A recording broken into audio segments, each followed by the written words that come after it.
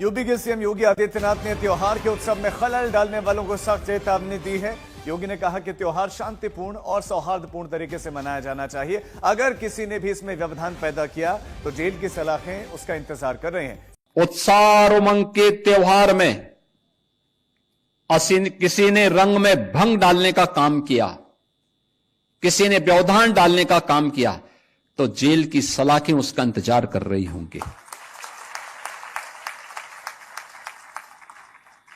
और कोई भी होगा उसको अंदर ठूंसने में बहुत देर नहीं लगेगी। मैं जर्मनी में था, मैंने कहा मीटिंग हो गई, मैं थोड़ा सा रिलैक्स करता हूं। हम एक जगह खाना खाने के लिए बैठे, वहां पे अन्य जाति बंदा मेरे को आके बोलता है तुसी, मैंने कहा हाँ हाँ वही हूं मैं। साथ ही में यूट्यूब निकाल लेते लोग। कई बार तो मैं जा रहा होता तो लोग मेरे को देख के यूट्यूब सर्च करना शुरू कर देते हैं, वही ये देख ले एक बार। आमीर पंजाबी हर जगह है, हर जगह, दुनिया में कोना नहीं एक जहां पंजाबी ना हो। लाइफ आपको वही देती है जिसके लिए आप फाइट करते हो, जिसके लिए आप वर्कआउट करते हो। अपने आप आपको कुछ भी दिया नहीं जाता। आपको ये बात ध्यान से समझनी है कि जब आपकी स्पिरिचुअल लाइफ ऊपर से नीचे की ओर जाएगी तो शैतान अटैक करेगा। जब शैतान आपकी लाइफ में आपको टेस्टिमनी के बहुत करीब देखते हैं, हमेशा वो आपसे गलती करवाने के लिए आपको प्रेरित करता है। वो फूल लगे होने का मतलब ये है कि फल आना अब बहुत ज्यादा दूर नहीं है, क्योंकि फूल जो लग चुके हैं, अब फल आना है। तो छोटी लोमड़ियों को पकड़, दाग की बारी से उन्हें बाहर कर, क्योंकि आप ये बात जानते हैं कि आपकी टेस्टिमनी को, आपकी ब्लेसिंग को कोई रोक नहीं सकता अगर आप उस पर काम करें तो। बाइबल कहती है जाओ और धरती में जाके पूरी धरती में सुसमाचार सुनाओ और चेले बनाओ। आप जानते हैं ये वचन लेके जब पौलुस चला तो लिखा जब वो एशिया जाने लगा वचन सुनाने के लिए तो पवित्र आत्मा ने उसे एशिया में जाने से मना कर दिया। जबकि बाइबल क्या कहती है, पूरी दुनिया में जाओ और क्या करो, सुसमाचार सुनाओ। ये सबको कहा कि मैं सुसमाचार प्रचार करूं, ठीक है, जब तक मुझे आवाज नहीं आती, जहां मेरा दिल करेगा मैं जाऊंगा, लेकिन जब पवित्र आत्मा मुझे रोकेगा यहां नहीं जाना वहां नहीं जाना तो वहां भी मैं जाऊंगा। तो अगर आप चेक करो, सबसे ज्यादा मिरेकल पौलुस की सेवकाई में हुए, सबसे अधिक कलीसियाएं पौलुस की सेवकाई में स्थापित हुई, सबसे ज्यादा पत्रियां पौलुस ने लिखी, सबसे ज्यादा गैर भाषाओं में पौलुस बोलता था। अब यरूशलेम से यरीहो जाएंगे तो अटैक होगा। मेरी लाइफ में जब वो रात थी जिस रात में ऐसा लगता था कि अब दुनिया आगे बढ़ेगी नहीं, ये लास्ट रात है, अगला दिन लाइफ का सबसे खूबसूरत और सबसे एनर्जेटिक और सबसे ताकतवर और गवाही से भरा हुआ दिन था। ऐसा मैंने देखा है। मैं आपको कल अकेला वर्ड नहीं दे रहा हूं, मैंने देखा है ऐसा। छोटी लोमड़ियों का मतलब छोटे छोटे गुनाह है। जो आपको चीजें महान बनाती वो क्या है, छोटी, पर है क्या, बड़ी। और जो आपको छोटा करती वो भी चीजें क्या है, छोटी है, पर है क्या, बड़ी। आपको मालूम है कि आपको प्रेयर का टाइम है, मालूम है ये फास्टिंग का टाइम है, आपको पता है कि ये मेरा परमेश्वर के साथ एक डेडिकेटेड टाइम है, लेकिन वो टाइम आप टीवी को दे रहे हो, मोबाइल को दे रहे हो। आपको स्पिरिचुअल लाइफ में अपवर्ड जाना है, ऊपर जाना है। अगर आप ये फल देखना चाहते हो जहां फूल लगे, आपको अपने साल्वेशन के लिए वर्कआउट करना है। कुछ भी अपने आप नहीं होगा। शैतान सोया नहीं है, 24 आवर जागता है वो। आप जानते हैं कि जब परमेश्वर ने तीसरा दिन बनाया तो बाइबल कहती है परमेश्वर खुश हुआ। जो उसने बनाया था उसने देखा कि अच्छा है और लिखा परमेश्वर को अच्छा लगा। आप जानते आसमान दूसरे दिन बनाया गया था और परमेश्वर ने नहीं कहा अच्छा है। क्यों? वो जानता था कि शैतान का हेड ऑफिस कहां होगा, आसमान। और शैतान का काम क्या है, आपको लगातार आपके दिमाग में वो भरना, जिससे आपकी लाइफ का जो फल है किस तरह से आपको आपके फलों को खत्म करें। लिखा थोड़ी सी मूर्खता बुद्धि और प्रतिष्ठा को कम कर देती। आपको अपनी आंखें खुली रखनी, अलर्ट रहना अपनी क्रिश्चियन लाइफ के प्रति जो परमेश्वर ने आपको जिंदगी दी है। आमीन। थोड़ी सी मूर्खता बुद्धि और प्रतिष्ठा को क्या करती, कम कर देती। क्योंकि थोड़ी सी मूर्खता आपकी प्रतिष्ठा को क्या करती, कम करती। और ये शैतान की फाइट है आपके साथ। वो आपको उन बातों पे ध्यान नहीं दिलवाना चाहता जो परमेश्वर ने आपको बोली। जब आप वो देखते हैं जो आपके पास नहीं, आप भूल जाते हैं परमेश्वर कौन है। जो प्रभु ने आपको दिए हैं उन्हीं बातों पे कंसंट्रेट करो। जो नहीं मिला वो भी मिलेगा आपको। अगर उसने आपको नहीं देना तो किसको देना है, जिसके लिए उसने अपना लहू बहाया। आप वाचा के बेटे हो, वाचा की बेटियां हो। कोई प्रेयर रिक्वेस्ट नहीं होगी जो कबूल नहीं होगी। आप वाचा के पुत्र और पुत्रियां हो। लेकिन छोटी लोमड़ियों को कहता बाहर निकाल अपनी दाग की बारी से, क्योंकि तेरी दाग की बारी में फूल लगे। तेरी दाग की बारी जो है वो फल देने वाली हो चुकी, उसमें रिजल्ट आने वाला है। अपनी मेहनत को व्यर्थ मत होने दे। इसलिए पौलुस ने कहा मैं नहीं चाहता कि तुम्हारी मेहनत जो मैंने तुमके ऊपर की है वो मेहनत वो व्यर्थ हो। इसका मतलब मेहनतें व्यर्थ होती हैं जब एक बंदा अपनी क्रिश्चियन लाइफ को सीरियसली नहीं लेता। तो आज मेरी प्रार्थना है यीशु मसीह के नाम में आपकी स्पिरिचुअल लाइफ अपवर्ड जाए। आप तैयार हैं ऊपर की लाइफ जीने के लिए? तो आपने सोचना है कितनी प्रेयर लाइफ थी मेरी और अब कितनी, कितनी फास्टिंग थी मेरी और अब कितनी, मेरी पवित्रता का लेवल पहले क्या था और अब क्या है। क्योंकि जैसे ही आपकी लाइफ ऊपर की ओर जाएगी, बाइबल कहती मेरे राज्य में, मेरे मार्ग में तुझे उत्तम पदार्थ मिलेंगे।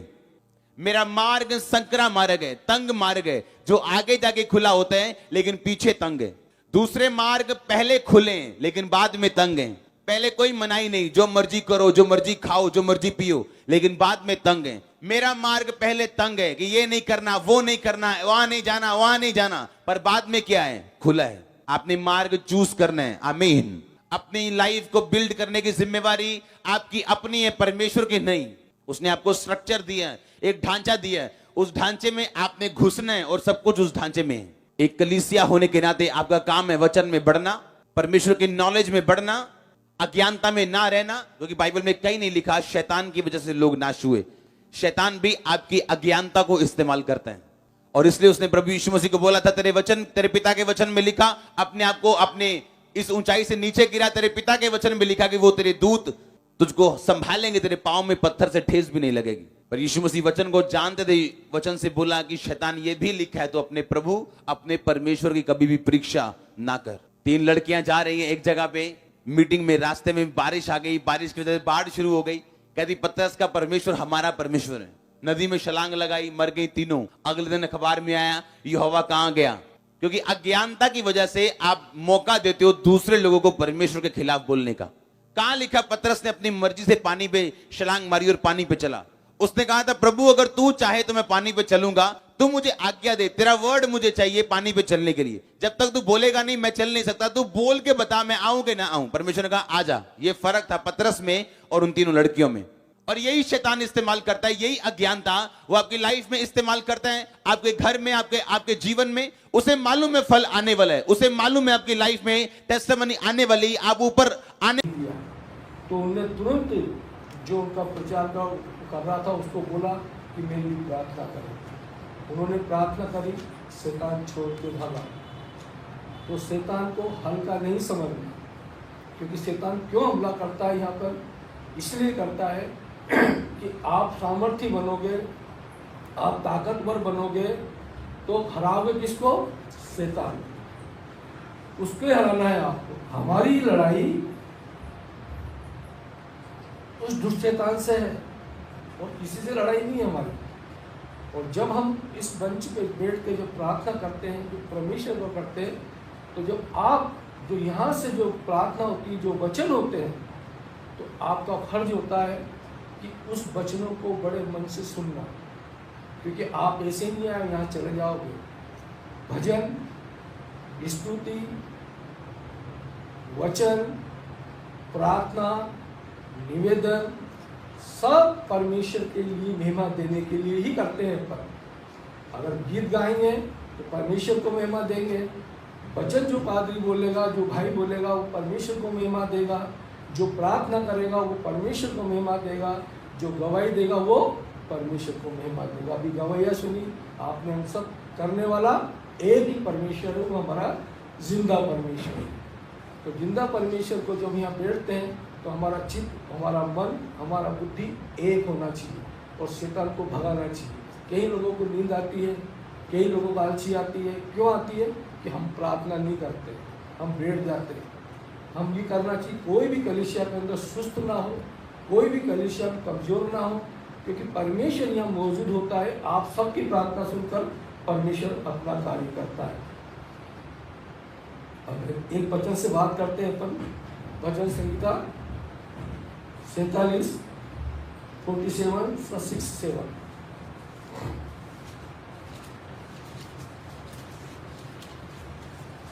परमेश्वर का भजन गाओ, भजन गाओ, हमारे महाराजा का भजन गाओ, क्योंकि परमेश्वर सारी पृथ्वी का महाराजा है।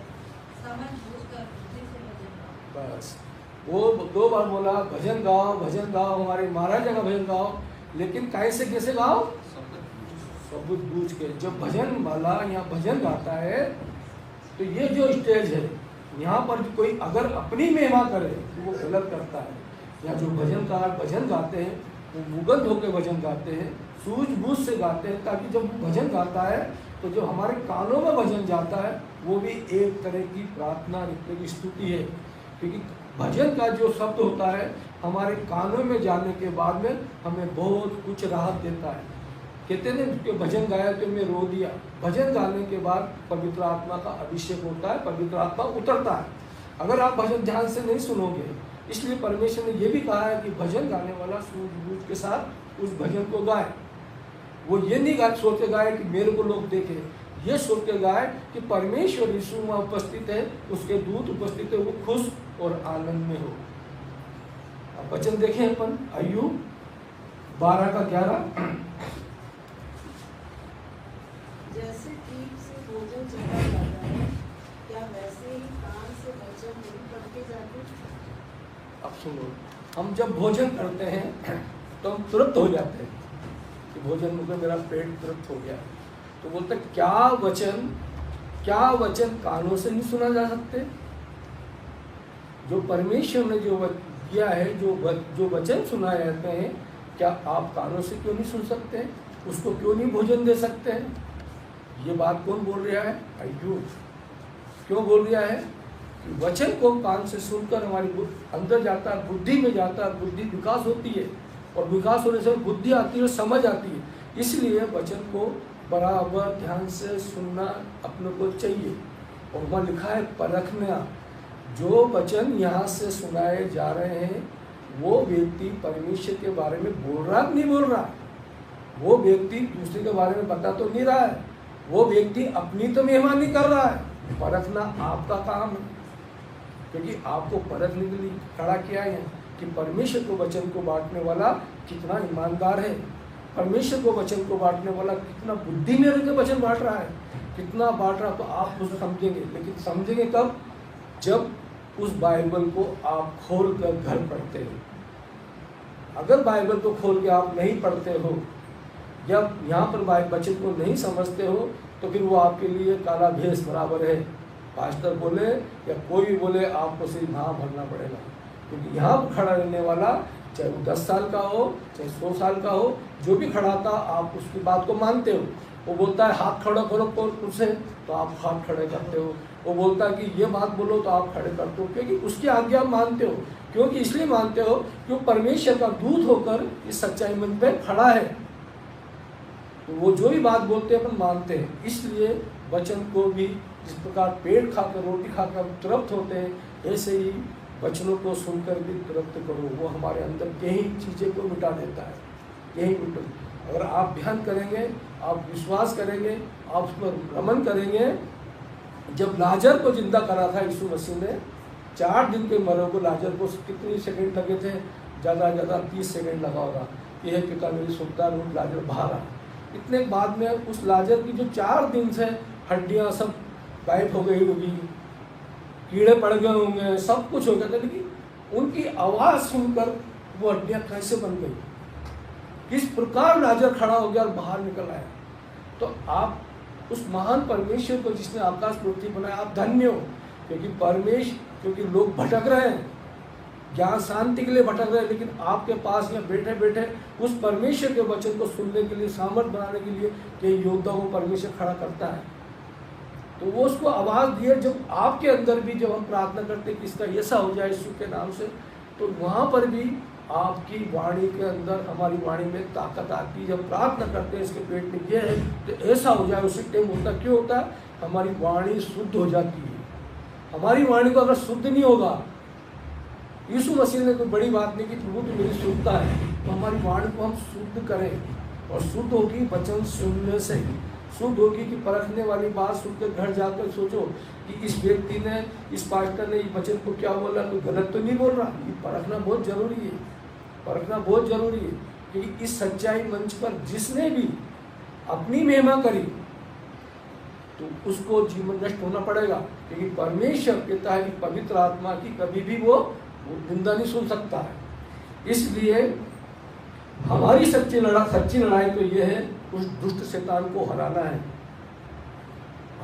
हमारे घर के अंदर अशांति फैला देता है तो हम बोलते हैं ये क्या हो गया, लेकिन उधर नजर नहीं जाती है हमारी। तो उस शैतान ने हमारे घर के अंदर अशांति फैलाई, उसको हमें मारना है। हम बार बार इधर भगते हैं उधर भगते हैं, लेकिन उस शैतान को हराने की बात नहीं करते, जबकि आपके पास हथियार पड़ा हुआ है। बाइबल को बार बार मेरे मुख से निकलता है, बाइबल को उठाना बहुत कठिन है, लेकिन बाइबल को पढ़ना बहुत सरल है। जब बाइबल उड़ जाएगी तो शैतान भी भागेगा, लेकिन आपको ही करना पड़ेगा कि मेरे घर में अशांति क्यों हो रही है। ये बड़ी फैमिली के अंदर ये बातें होती, लेकिन क्या करें, एक आदमी क्या कर सकता है। फैमिली सामूहिक होकर परमात्मा को जानेगी तो वह परमेश्वर उसकी शांति करेगा। परमेश्वर ने ये सुंदर जीवन दिया हमको, इस जीवन को नष्ट करने के लिए नहीं दिया है। हमें कोई अधिकार नहीं है उस दुष्ट शैतान से हराने का अधिकार है हमको। जब शैतान हमारे घरों में, हमारे मन में, हमारे में डिप्रेशन की आत्मा लाके आदमी उनके मन में डालता है, तू आत्महत्या कर ले, तू मर जा, और ये बात सबके आती है, लेकिन हमें अधिकार नहीं है। हमें वो अधिकार नहीं है कि हमारे शरीर को कर दे। इसीलिए परमेश्वर के वचन को सुनना और बहुत जरूरी है। प्रार्थना हराने की हमें शिक्षा देता है। संतोष ऐसा धन है जो हमें दुखों में भी सुख देता है, और शैतान भी उससे डरता है।